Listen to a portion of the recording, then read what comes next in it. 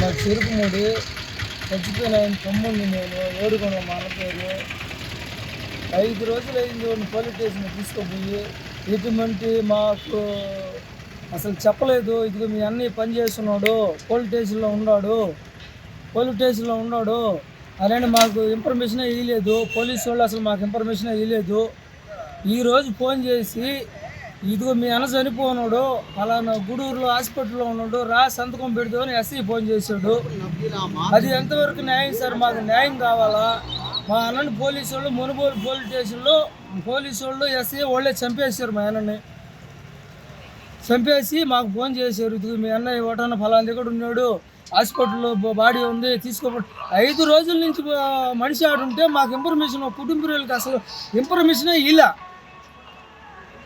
ఈకుంటానే ఇప్పుడు ఫోన్ చేసి మీ అన్న చనిపోన్నాడు అని చెప్తే 5 రోజుల నుంచి వాళ్ళ కస్టడీలోనే ఉన్నాడు. ఇప్పుడు ఫోన్ చేసి మీ అన్న చనిపోయాడు అంటే చంపేసింది పోలీసు వాళ్ళే. ఎస్సీయా బంగారు కేసు ఆంగోడు ఊరే కాదు, మా బంధువులు ఎవళ్ళు బంగారు కేసులో తీసుకొచ్చిన తర్వాత మాకు ఇన్ఫర్మేషన్ ఇలా ఇదిగో మీ అన్న బంగారు కేసు ఇవ్వటం వచ్చున్నాడు, పోలీస్ స్టేషన్లో ఉన్నాడు, అదేదో ఒకటి వచ్చి మాట్లాడుకుంటారు అని చెప్పి మాకు ఎవరు ఫోన్ చేయలే. తీసుకొని వచ్చి 5 రోజులు శనివారం రోజు తీసుకొచ్చారు. ఇప్పటికీ మాకు అసలు ఫోనే చేయలే. ఇదిగో మీ అన్న పోలీస్ స్టేషన్లో ఉన్నాడు అని పోలీసు వాళ్ళు మాకు ఇన్ఫర్మేషన్ చేయలే. ఎవరు మాకు ఫోన్ చేయలే.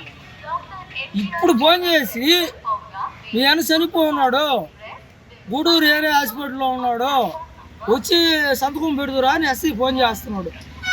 మాకు న్యాయం కావాలి సార్. నా తమ్ముడు సార్, నా పెద్ద తమ్ముడు సార్, ఏడుకొండ సార్, నా పేరు ధనం సార్, నేను లక్కలు సార్. నా తమ్ముడిని 5 రోజులు అయిందంటే సార్ తీసుకుపోయారు కానీ ఒక్క మాట మాకు చెప్పలేదు సార్. బంగారు పోయిన వాళ్ళు చెప్పలేదు, కేసు పెట్టుకొని పోలీస్ స్టేషన్ వేసిన వాళ్ళు మాకు చెప్పలేదు సార్. పోలీసు వాళ్ళు కూడా ఫోన్ చేశారు, నక్క పింఛలు ఇవ్వాలి సార్, బంగారు పోయింది కానీ వాళ్ళు పోయింది కదా సార్, మీ తమ్ముడు ఇటు చేశాడని వాళ్ళు మాకు చెప్పలేదు, పోలీసు వాళ్ళు మాకు చెప్పలేదు సార్. 5 రోజుల నుంచి నా తమ్ముడిని ఉండించుకొని జైలుకి పంపించుకున్నా, అక్కడే ఉండించుకొని నా తమ్ముడిని కొట్టి చంపేశారు సార్. ఎంతవరకు న్యాయం సార్ ఇది? మేము దళితులు అని చెప్పి మాకు ఈ ప్రకారం చేస్తున్నారు సార్, మాకు ఎవరు లేరని, మేము పేదలు అని మమ్మల్ని ఇటు చేస్తున్నారు సార్. మాకు న్యాయం జరిగేటట్టు చూడండి సార్. ఆ తమ్ముడు చచ్చిపోతే ఈరోజు మధ్యాహ్నం ఫోన్ చేశాడు సార్ అత్తయ్య. నిన్న మధ్యాహ్నం ఫోన్ చేసి అమ్మ మీ తమ్ముడు మీ ఇంటికి వచ్చాడా అని అడిగాడు సార్. మీరు ఎవరైనా అడిగారు సార్.